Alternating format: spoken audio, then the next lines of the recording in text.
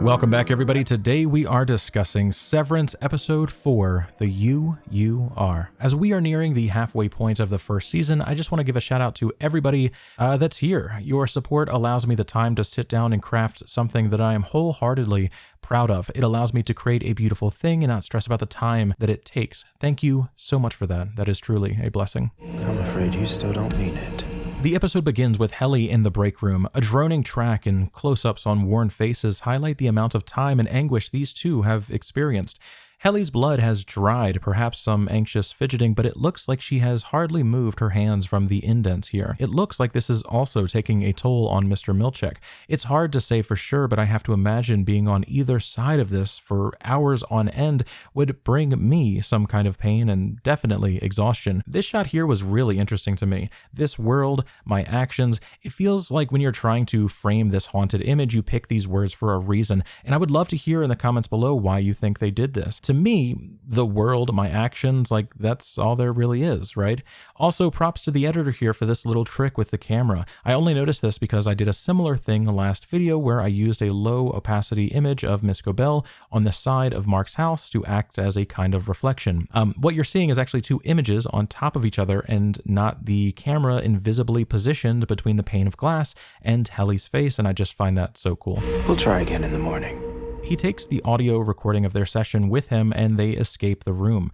We still need to fully understand how Petey was able to smuggle his tape out, and before, when I spoke about it, I said that he probably snuck a tape recorder in, but now that I'm going over this again, it seems like he probably just stole the tape from the previous session. Helly then enters the elevator, the door closes, and then she reappears back in purgatory. It's a shock, but of course we understand why. She has new clothes, probably feeling a bit refreshed. Her outie self got off work late and most certainly felt the exhaustion from her innie going through the break room. Like, they don't ever actually say this, but I mean, with what we know, with what we talk about later in this episode, they're feeling something. I'm picturing a warm bath, a few moments of reflection on why, and then a peaceful night's rest, trying to give her innie the best shot she has for a peaceful workday tomorrow. Of course, fresh cotton clothes and washing your face can only go so far in purgatory. Fuck me. Mr. Milchek's appearance doesn't change at all, aside from a tie, and I really don't have much to build this theory yet, although some things happen a little bit later in this video, but we have to consider that some people don't leave this place. No, I mean, you really don't get to leave, as in they're down there right now. What, like chained up? Or? And I think that we have to consider Mr. Milchek as a possibility. Now, there are a few things that happen in later episodes where we do see him out of the office, no spoilers, but if he does live in the building, I would not be surprised. They are building this character here where he is kind of machine-like. He's locked in, he's focused, he's fully committed, and we have to ponder why. I read it 300 times yesterday. This is when Helly starts hearing the muffled voice. It appears to be an older gentleman talking to her or talking at her, and I don't want to say who this is because I think we can confirm it in a later episode, but we can infer. Helly hears an older man. Dylan hears a crying baby. It's some part of their outside selves creeping back into their mind. The system that Lumon designed for them of a bipartisan or a two-party system mind is literally crumbling as they go through this torture. And I think that is exactly what they intend. What the hell is that voice? After the credits roll, we come to Mark where he was last episode, finding the cell phone in the basement, the blocked number continuing its assault on Petey's flip phone, and Mark deciding it would be best to hide it away in a sleeping bag box. Mark returns to the office after spending some time covertly studying the map that Petey drew in the restroom. Irving is concerned about the amount of time that Helly has been in the break room, pushing for Mark to go check on her. If you needed any more proof that Irving should have been the one given the manager role. Hi. Bert appears to drop off the new tote bag for Irving and the MDR team, and Dylan doesn't exactly like the fact that he was able to show up like this. Hi. Irving. Hi, Bert. What are you doing Exactly here? how the wet fuck do you know where this Dylan. office is? Apparently this shouldn't be possible, and I think we can confirm that with the map that PD left that had O&D off the map entirely. Bert explains that his predecessor left instructions to this place, a relic from when they would do these summits, and it's not really defined what that means, but I'm imagining, team building, more things coming together, a general, this is the plan moving forward, and, a reconvenience to get everybody on the same page and oorah together. Dylan doesn't trust him, but Bert really wanted just to flirt with Irving, and he does include the instructions to get to O&D for them. To me, it's a little odd. PD was on a mission to do this exact thing because he was reintegrated. He was on a mission. And my only thought is that I wonder if Lumon is affecting the perceptions of the hallways. Like, you see what you are meant to see. And in a sense of like how badges at companies work right now, imagine your implant only allows you to perceive hallways that you are allowed access to, right? It would be the ultimate security. Like, you could never even know that you're surrounded by the servers that ultimately make your existence possible because you are just being perceived. Like, you're being made to perceive a hallway here, when in reality, it could be anything else. I've been fretting, though, because you mentioned the anticipation could distract from your work, which was the opposite of my intent. In a previous video, I discussed my theory about optics and design being created to manage the severed workers on a sociological level. I believe their job is to create environments that would increase productivity by keeping severed workers from acknowledging their prison as a prison. I believe their optics isn't a public scope, but an internal one, and perhaps they design all of these severed floors for every single company that incorporates the severance procedure, not just Lumon itself. So when he learned that he could have distracted a severed coworker from his work, he used that as a justification to come here and see Irving. It's not clear if optics and design actually does that, or if they know that they do that, if they do. I'm assuming that they don't, for the same reasons that macro data refinement doesn't know. But if they did, he could easily talk his way out of the break room by citing the distraction that he mistakenly created, thus explaining why he needed to solve it in the way that he did and break what is probably some kind of protocol here. And if he doesn't, this would be a beautifully cryptic written moment after everything is revealed that just means much more. Whether he knows it or not, Bert's entire existence is about keeping them productive, I believe. Irving being distracted is a failure, so he acted, whether or not he knows it. And I just find that so fascinating. I've been fretting, though, because you mentioned the anticipation could distract from your work, which was the opposite of my intent.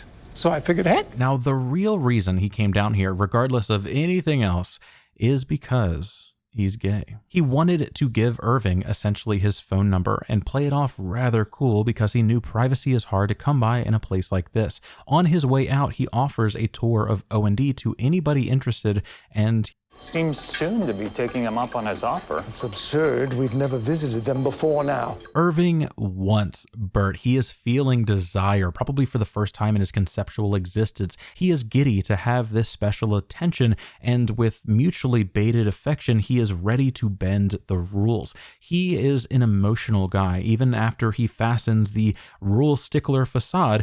When it benefits him, that mask comes off. Irv, how many times? As Irving takes off, Helly enters the room and she looks exhausted, but shares that she read the message 1,072 times. The map here caught my attention, so I put them side by side for a comparison.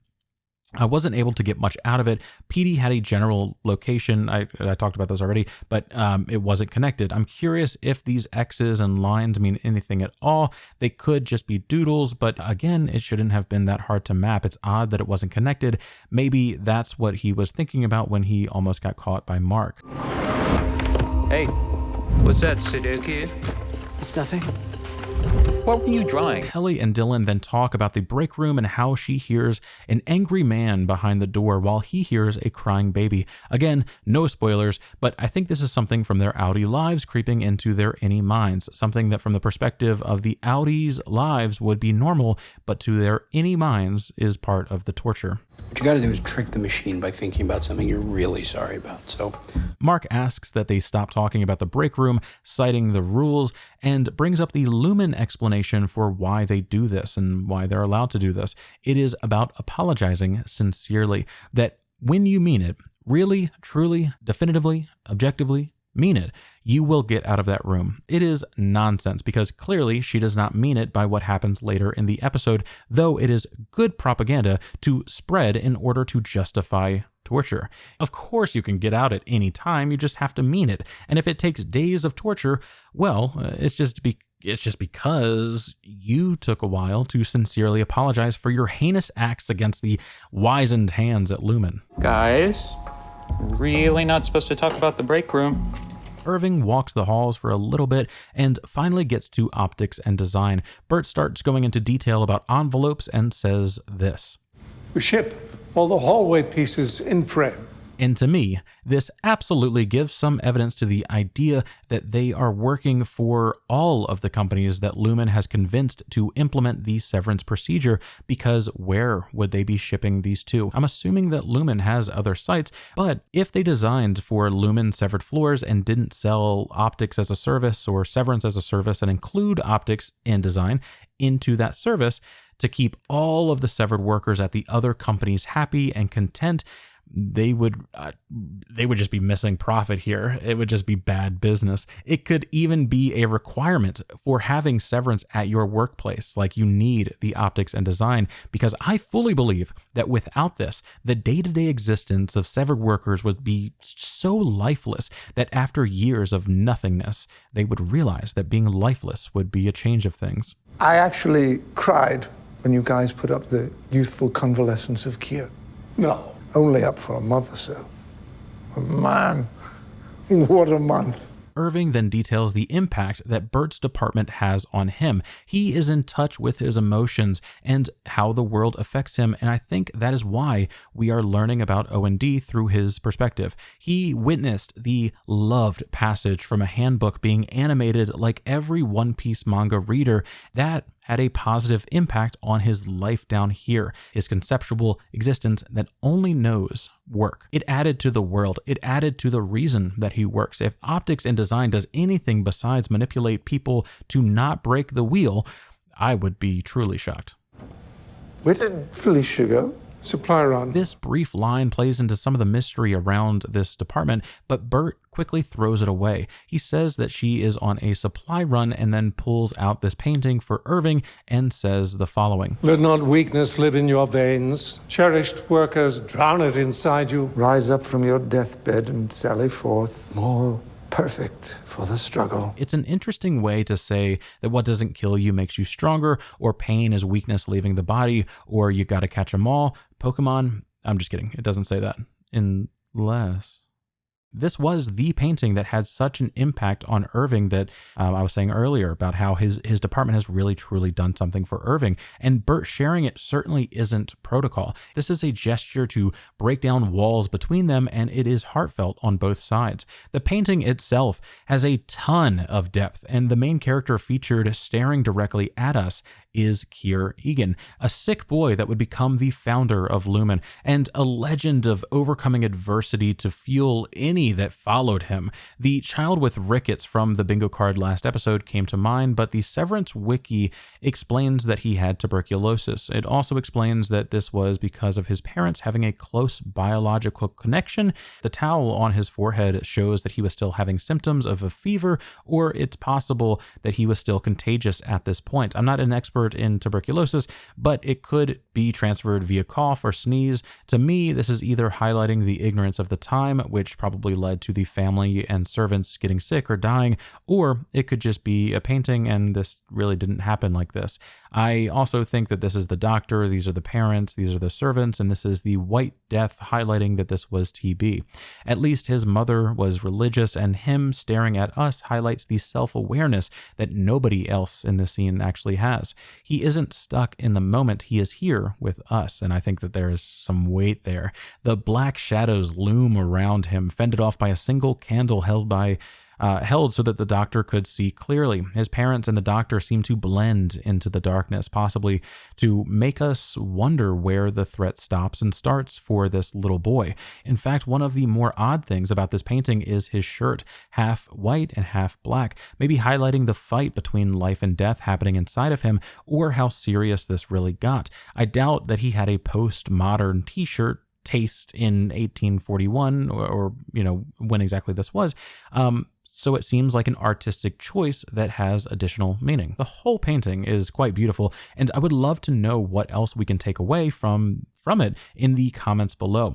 In the description, I felt the need to link a high quality image that is being hosted by the Severance Wiki so that you can actually zoom in and get a good look. I suspect all of the paintings that we see in Severance are digital, although I don't really know, and they edit them to look like canvas. It's incredible attention to detail here, and I sincerely want to know so much more about the people who made these, because they're beautiful. I can't believe you. You have this. Bert and Irving touch tips briefly, and then the weight of his actions strike him. Irving takes off back to MDR, and Mark gets caught looking at the map, though she doesn't say anything just yet. On the way back from O&D, we see this camera on the wall. I think they want to remind us that Irving is being watched here. They know what he is doing, and more importantly, they are letting him for reasons that we don't know yet.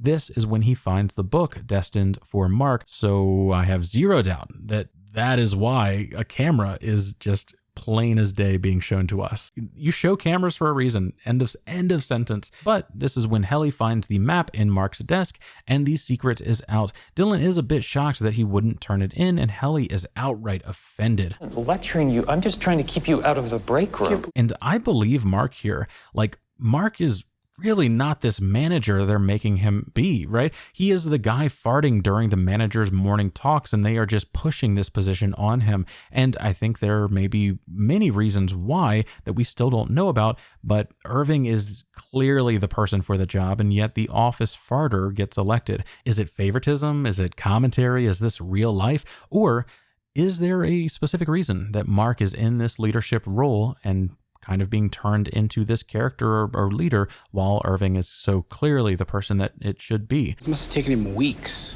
Why aren't we supposed to map the office? It's an Egan rule, render not my creation in miniature. Why?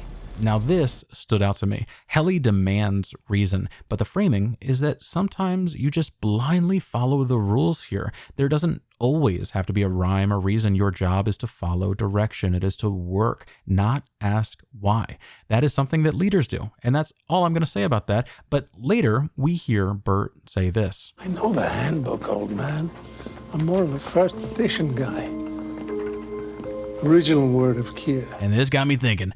It really seems like the line intends to highlight the interpretations that can be taken from a written word and how over the years the handbook had to adapt in order to enforce stricter rules on the workers. Did Kier Egan really not want hobbyists constructing model homes of Lumon buildings, or did he actually write something like, do not belittle or undervalue the weight of my words? Do not render what I say small, because then we will never see eye to eye, or something fucking profound. I don't know. Because it seems like they're building to the reveal that much of the words that Kier Egan actually wrote and the things that he believed were changed over the years, little by little, updated to justify whatever works best for Lumon and only relates to Kier's original message and creation by name.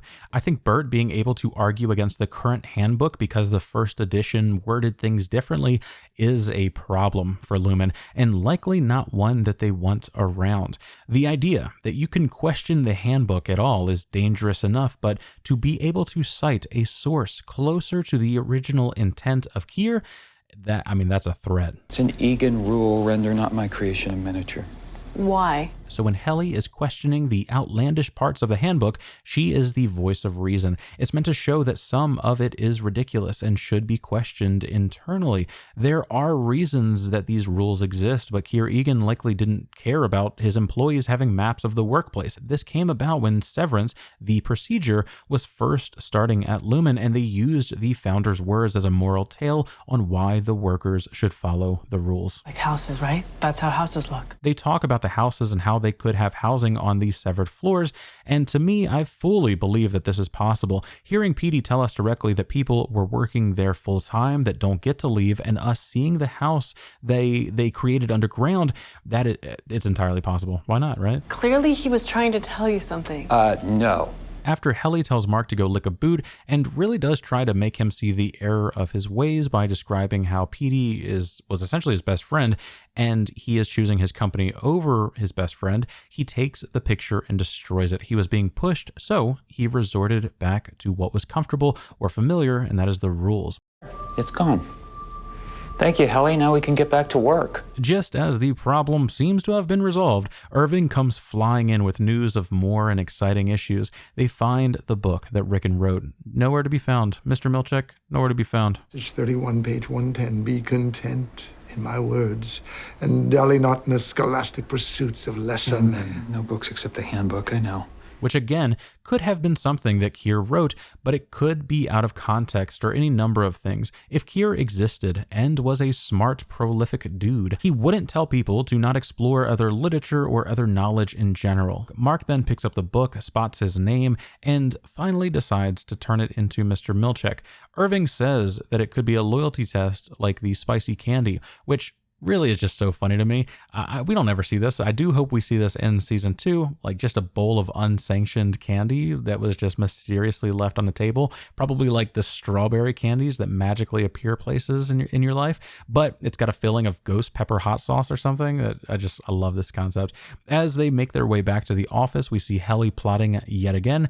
This must be one of the scariest ways to cut off your fingers, and she uses that effect well. Bursting into Miss Cobell's office, she demands a camera to tape her own resignation and for her outside self, and after some tense back and forth, Miss Cobell agrees. I want to play this scene and highlight the chime that was used to create tension. I've been on a massive video editing kick recently, and I just found the use of the slamming of the paper cutter leading to a Thank you, Morty. Leading to a monotone pitch, leading to the music returning back to the scene. It was just so cool. It's something that you pay zero attention to while you're watching it, but it plays a key role in making this moment have meaning, have tension at all. So enjoy. Okay, let's just...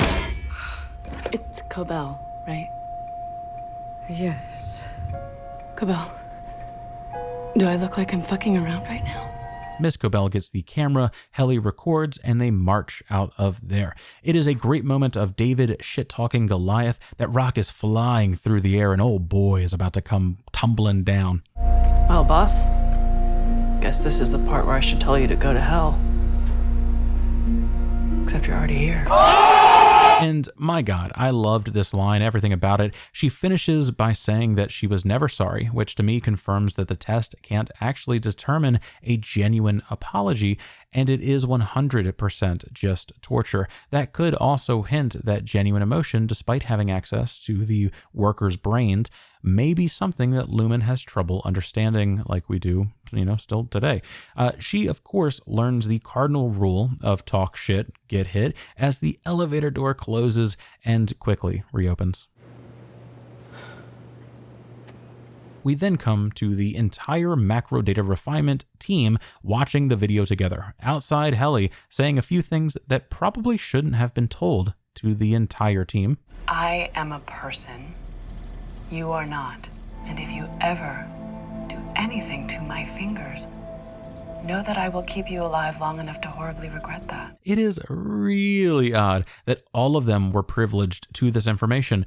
In my opinion, a complete mess up. Like whether or not this was Miss Cobell or Mr. Milchek, it seems like Mr. Milchek is the one in this scene, and I think that kind of highlights this was his decision, but we don't really know. My whole point here is that they don't need to know this information, and more than one person hearing it means that they can mutually agree that if that was okay or not. Like hearing that they are not actually a person is okay or not, or hearing that you can be kept alive and tortured, that's not okay. Like what?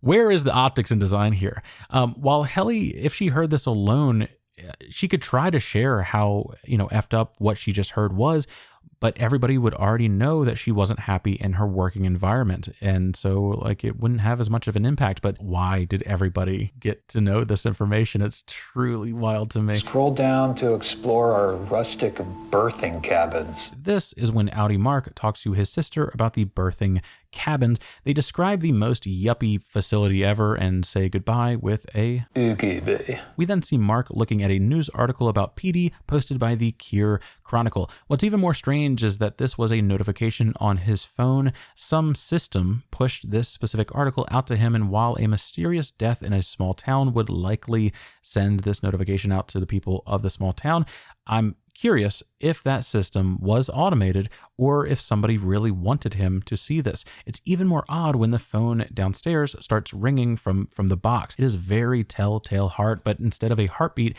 it is phone notifications. And I love this. Have you heard from the board yet? The next day at Lumon then starts, and we see Mr. Grainer talking to Miss Cobell about the anxiety they have about Petey's death. They talk about how the board doesn't fully acknowledge, or even tiny bit acknowledge, that reintegration is possible, but she intends to get the chip, which will prove exactly that. They talk about his corpse and the timeline that they have to complete such a mission, and then leave without any action being decided. Although I think that there truly was a lot of non-verbal communication happening here, where they both kind of knew what was going to happen. Like, they know each other. They absolutely understood in this moment there was a mission to be had at all, even though if you can't say it outright. Like, I think that is kind of fascinating too. Like, do they believe that they could be monitored in the same way that the other workers feel that they are being monitored? PD specifically calls out like he has such anxiety about if the room around him is bugged or not. Vision, verve, wit, cheer, humility, benevolence, nimbleness, probity,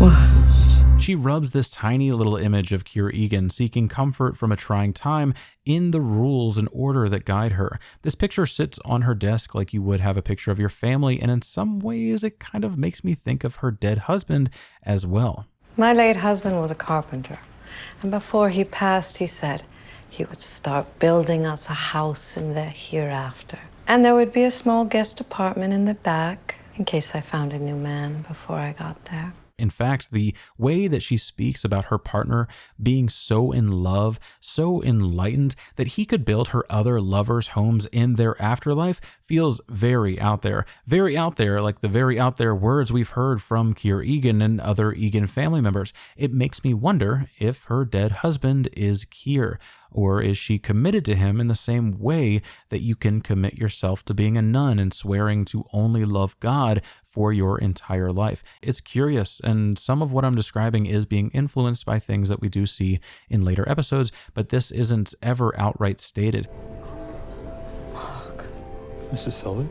Mark uses the news report as a way to cover him being there, and she says that he would come down to her shop all the time, and then goes into detail about his order, and this is just a fabricated lie riding from her lips. She is quick, and more importantly, a great liar. In contrast, Mark stumbles his way to create a believable story. Well, on the upside, at least now we both have a date. He manages to break away for a drink, and then we see the true villainy of Miss Cobell slipping out in these private moments. Hello. Were you a friend? He was my dad. Oh, I'm so deeply sorry. I suppose you were close and everything. These words are pure venom. Like, this isn't a misunderstanding. Even if she had no idea who this was, which I doubt that's the case since they were actively investigating Petey, saying this at a wake, probing into how good their relationship was, toxic. If you don't know somebody at a wake, there is a million other ways to go about this, including pretending like you do until the wake is over and you never see each other ever again. She wanted to be mean here because she needed to be alone with the body. It is gross, and I love it. I'm sorry I don't know you. I'm Nina. Mark Scott. Petey's ex-wife and Mark have a brief conversation until she realizes that he is from Lumon. She shuts down, the smile fades, her mind wanders, and it's almost like she's insulted at him being here. The speed in which she figured out like that he was a Lumon worker is also kind of interesting. If she was a part of the people that Petey talked about here, there's a group of people that know Severance is a blight on mankind. I wouldn't be surprised, and I think that would be kind of a cool twist. Imagine them really loving each other and having to sell a divorce to make sure that nothing came back to her after he managed to reintegrate. It could be neat. I don't really know. We then see Mark flipping through the pamphlet here as the service is about to start, and it doesn't look like anything out of the ordinary. Perhaps all of the capital letters have a secret message, but I did not find anything. Just, it kind of looks like a graphic design choice. June sits down behind him and asks if he knew her father directly. He says that he knew him at work, and she kind of lashes out at him, truly. But he just says sorry and doesn't add to her grief. He did a great thing here. The service then starts, and my God, I cried the first time I watched this. It was so good. If my funeral doesn't have a video of me and my family living life in the happiest moments ever, finished by me saying how much I love all of you and can't wait to talk to you again soon, I'm haunting. Everyone's haunted. If you're listening to this, you're haunted. So was the funeral just too sad, or? The two of them head home mid-service, exchange good nights, and then Mark slips away into a cold, dark night. He visits the spot where his wife died, and we can see him processing in real time. Her death may always be an irrational thing that begs for his heartbreak, but the more times that he does this, the less time he will.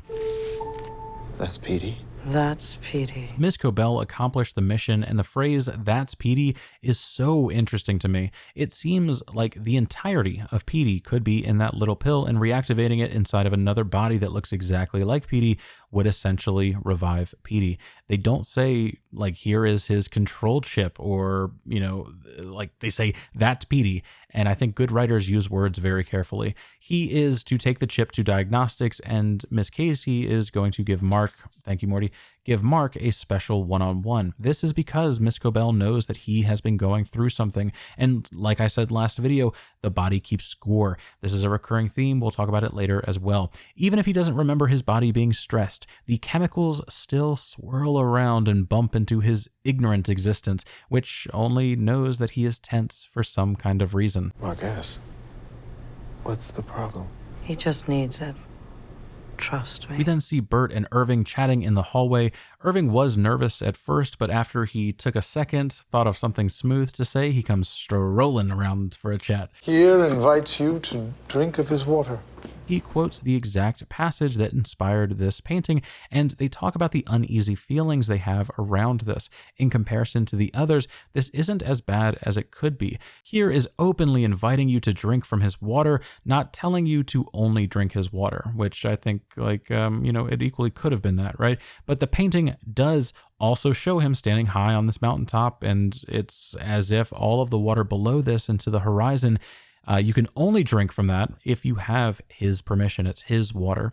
The painting doesn't include much for hidden clues that I was able to find, at least, but we do know that it was cold based on his attire. Something about this reminds me of the landscape that we see when they show Mark's house, and I think this was farmland because of the general structure, but I don't think that really matters much at all. It is another mention of water, which, like we've all talked about before, could highlight what Lumon is really about. Maybe they want to own all of the water and only give it to those that they invite or that follow them. Water is the most important resource in the world, and the only reason that more wars aren't being fought over it is because we have so much of it. But who knows how long that will remain true? If I embarrassed myself. You didn't. Unless you did.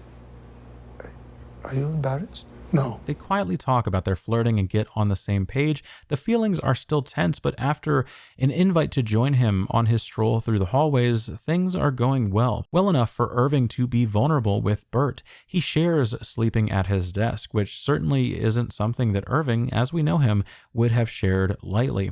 But this is how you let those walls down for people that you like. It's about showing your scratches so that the other person can know how to fit into those grooves. It's a character flaw. Just means you're a party guy, Disco King. And Bert replies with kindness, knowing the handbook better than most. He laughs it off and eases Irving. It seems like he really does like him. No workplace shall be repurposed for slumber.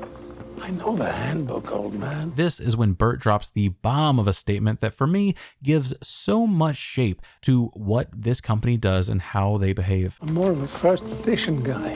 Original word of Kier. And I shall whisper to ye, dutiful through the ages. In your noblest thoughts and epiphanies shall be my voice. You are my mouth. And through ye I will whisper on. When I am 10 centuries demised. Which is absolutely wild. And the fact that Irving, someone who studies the handbook, doesn't know this means that it was taken out, and we need to consider why. The original word of Kier from the first edition of the handbook is proclaiming that through the will and actions of the workers who follow him, he lives on, that whatever they do, as long as they follow him dutifully, their ideas and actions are merely Kier guiding him like a Christian God would. In some ways, it accidentally makes all of the workers infallible. The reason this is no longer in the handbook, as proven by Irving being confused, is that it allows for such wiggle room that you can basically justify anything that you wanted. In this case, it's him sleeping at the desk or spending time walking through the hallways. It is simply Kier transcending time, and as such, like, what's bad about that? Their gentle touch is simply Kier feeling love again, and how is Miss Cobell to say otherwise if they still followed the first edition, which of course is why they don't. Of course, Lumon would need to get rid of this if they ever wanted their workers to listen like they do now, and it is really strange that Bert has this dangerous information at all. What's also interesting is considering this in a philosophic way. Imagine him as Socrates leading a life of good morals or truth-seeking. He drinks the hemlock, and his students carry on what he says throughout the world, and thousands of years later, the Socratic method defines our pursuit of truth in many ways. A single human life transcends space and time in this way, and I think that is what he is ultimately trying to highlight, because the foundation of their entire lives are the words of Kier. Followers of Kier doing anything with good intentions should be honoring the creator of that foundation, and like I said before, it makes them infallible. It is just not a good capitalistic pursuit, and I think that is why it no longer exists. I don't understand. He doesn't just speak to us through the handbook, the paintings. He finds other ways.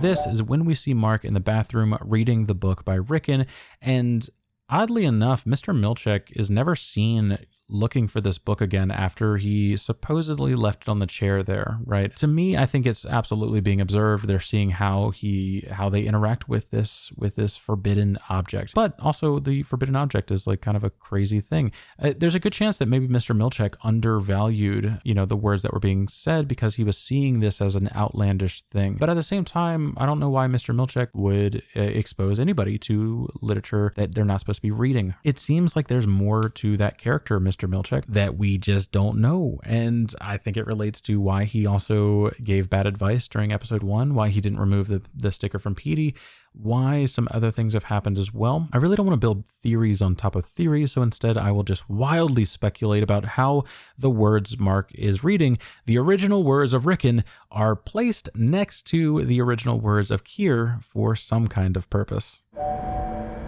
You think you need your job? Now, the purpose is not yet clear, and by the end of season 1, I don't think it is more clear. In some ways, it feels like Rickon is a goof, and his outlandish way of looking at the world is meant to just be that, outlandish. It's disconnected from reality, and the world following these notes would quickly die. Not everybody can just go live abroad, and in truth, what he's saying here is that he put aside his savings, his life savings, to go mooch off of the real beggars of the world. The very start of this implies so much wealth and privilege, it's hard to believe that he struggled ever. And we outright know that he always had a safety net because of those savings. I think the idea is to show us the type of man that Kier was. He had big claims and spoke with confidence, and people believed him.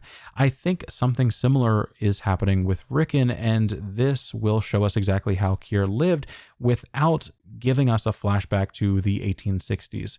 Another really interesting concept that I was just talking to a commenter about is this idea that Rickon could be involved with Lumon in some kind of way. Hell, because of how the implants work and the whole finality of this statement, That's Petey. Maybe they completed their search through the Egan family line and finally remembered what they needed to, and Rickon is just Kier living again, but nobody knows, probably not even him. Why does he and Devin live so close to Kier, the city, anyway, if they hate it at all? Or maybe not hate it, but have differing views about it. It's probably not that exactly. Truly, I admit that it is probably not. But I think these words are going to be used in a similar way that Kier's original words were used. Like, Lumon could lean into this and make this the new philosophy of severed workers. It's empowering. In this episode, we see people, two different workers, Dylan and Mark, going after these words, resonating with these words. Lumon could lean into this and empower their workers, right? It's empowering, and we see more of it in later episodes. But there's a difference between a worker feeling empowered by understanding that your job needs you and not the other way around, point period blank, and the job turning that into a mantra, and then later an oil painting that just makes the same severed workers feel better about their lives. You can feel the most free that you have ever felt.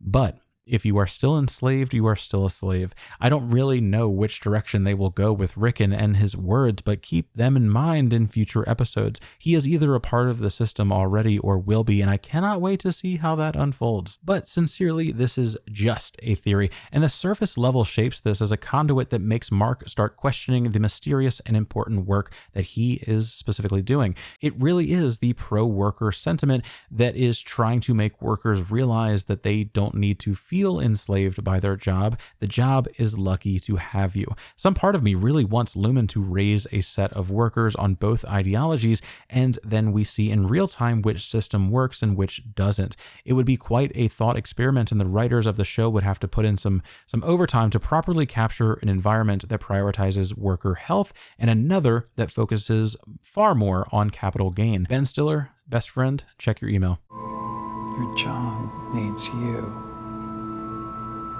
Not the other way around. We see Mark close the book while Irving and Bert go their separate ways. We then see Miss Casey for the wellness check that Miss Cobell wanted him to have.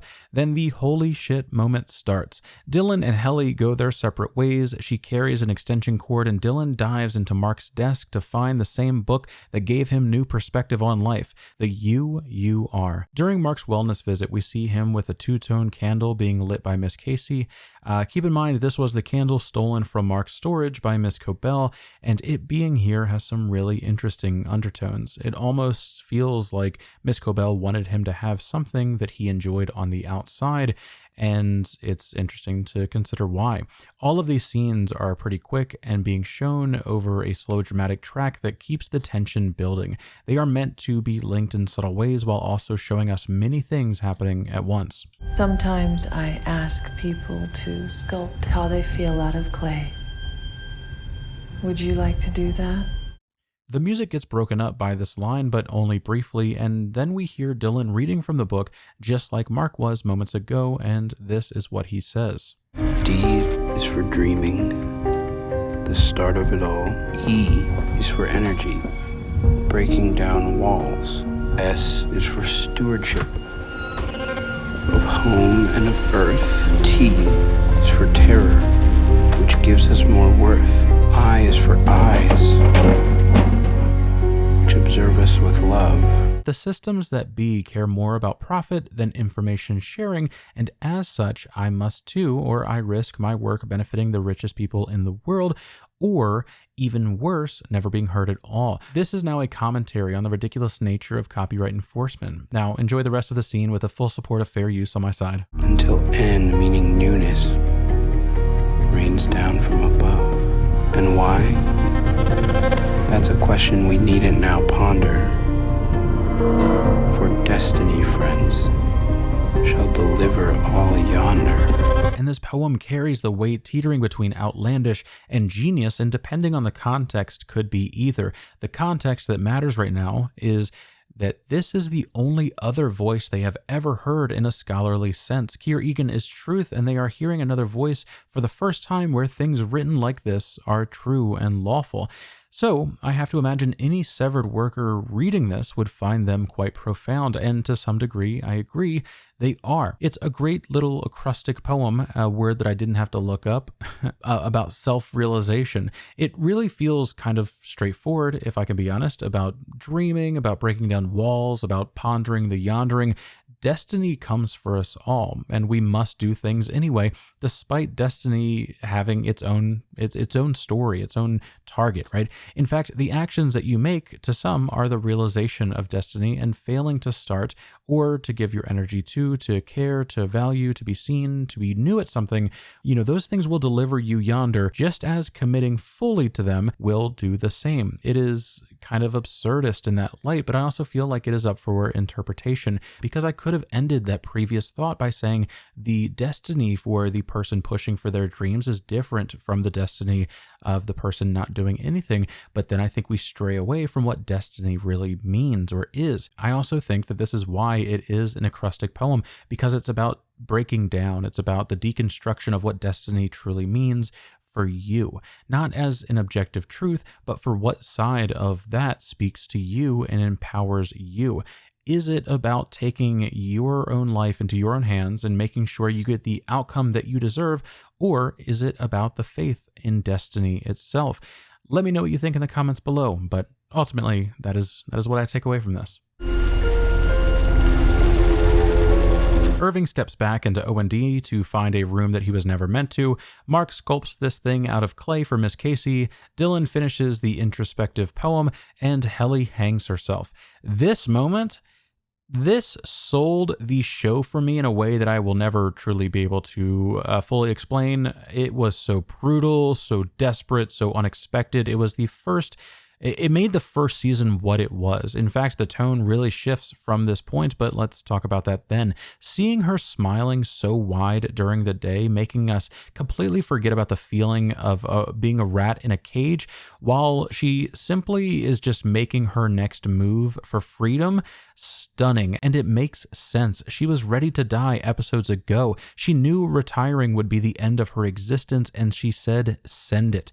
Also, let's talk about this thing that Mark sculpts. It's the tree that we saw earlier. It's where his wife died. His inside self is accessing some part of the other side of him, and he just doesn't know it yet. It's another colossal point for this being a story about the body keeping score, and it's like this underlying plot of learning the history from yourself, even if you don't remember it. And also, like Petey said, He would come in sometimes with red eyes. We had a joke that you had an elevator allergy. You carry the hurt with you. You feel it down there too. You just don't know what it is. Miss Cobell is taken back here. It seems like she knows what this is and can't believe that any Mark is recreating this as a way of expressing his feelings. He is sad, and the part of him that is creating art is accessing a place that his conscious mind cannot. And I think that comes with a ton of depth that again relates to the body keeping score, the history that lives within us, and how remembering or accessing that can lead to some interesting things. To me, this is Lumon's truest goal and sells Severance as a service while they study the brain's ability. I don't think Miss Cobell knows anything about that, and admittedly, it may not exist at all. Huge disclaimer there, this is just a theory, but the long-term overarching points of where this story could be headed, to me, all roads just feel like they are headed to this body keeping score thing. It's about accessing the history within us. Mark is traversing his subconscious to create this tree, and they have all of the data from the implant and the cameras recording this session to study. But with that, we come to the end of this episode. Thank you so very much for watching until the end. If you are watching this 4 months from now, sound off in the comments below if season 2 is featuring any of the topics we are discussing today. I guess if you're watching this sometime before then or after then, I guess you can comment too. Make it a good comment though. Like, this is what humanity is going to be studying in 200 years, this exact video. Me talking to you and my voice transcending space and time as maybe 2,000 years. Like, imagine where Earth is going to be in relation to where it is now, both physically, geographically, politically, and all of it is still just you listening to me ramble about nonsense. But special thank you to everybody that special thank you to everybody that supports me over on Patreon, including Michael Link, the ghost in the machine that keeps the lights on despite what the electric company has to say about it. Much love, everybody, and I cannot wait to talk to you all again soon.